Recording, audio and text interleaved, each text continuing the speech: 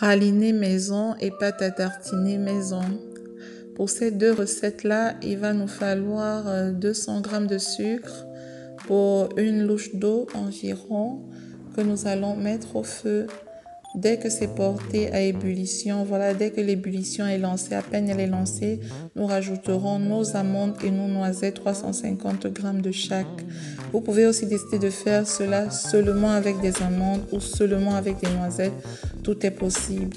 Donc regardez, vous verrez peu à peu le sucre se cristalliser autour des graines, puis petit à petit il va fondre à nouveau et prendre voilà cette couleur caramel que nous aimons bien et qui va donner tout son goût à notre mixture.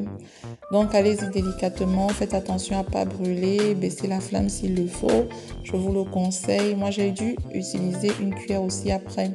Donc nous allons étaler tout ça sur voilà, une plaque ou simplement sur du papier cuisson et on va laisser refroidir. Ça va former un bloc que nous allons devoir casser pour peser les graines et passer à nos deux recettes. Voilà, nous commençons par la recette du praliné.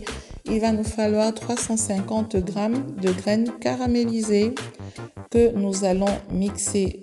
Alors, ici, il nous faudra, voilà, comme autre ingrédient, juste de l'huile neutre.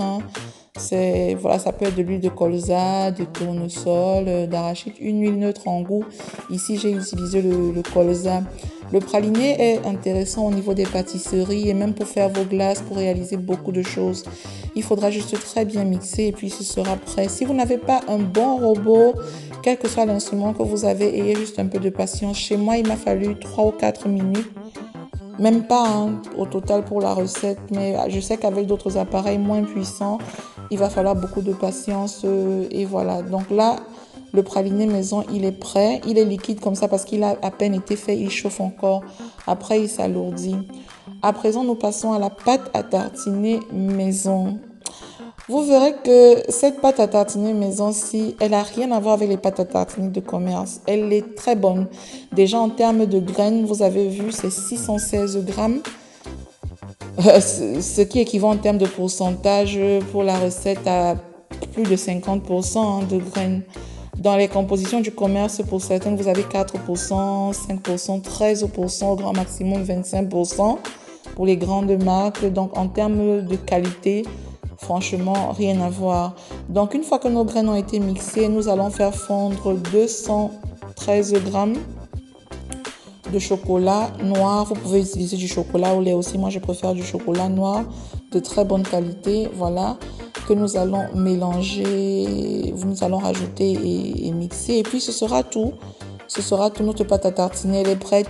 On n'a pas besoin d'édulcorants, on n'a pas besoin d'autres sucres, on n'a pas besoin de conservateurs. Ça n'a rien à voir avec les pâtes à tartiner de commerce. Sincèrement, je vous conseille de faire vous-même vos pâtes à tartiner à la maison et vous verrez que même pour votre santé, c'est mieux et pour votre porte-monnaie aussi. Et là, c'est encore liquide parce que ça a à peine été fait, c'est chaud. Mais petit à petit, voilà, au fil des jours, ça devrait s'alourdir et voilà. Je vous dis merci, à très bientôt pour d'autres recettes. Nous vous revenons bientôt avec la recette du Nutella maison et la recette de tartina maison. Tartina, c'est une pâte à tartiner qui est très utilisée au Cameroun. Je vous reviens bientôt avec sa recette et celle du Nutella aussi. Miam miam et à très bientôt pour d'autres recettes toujours aussi faciles.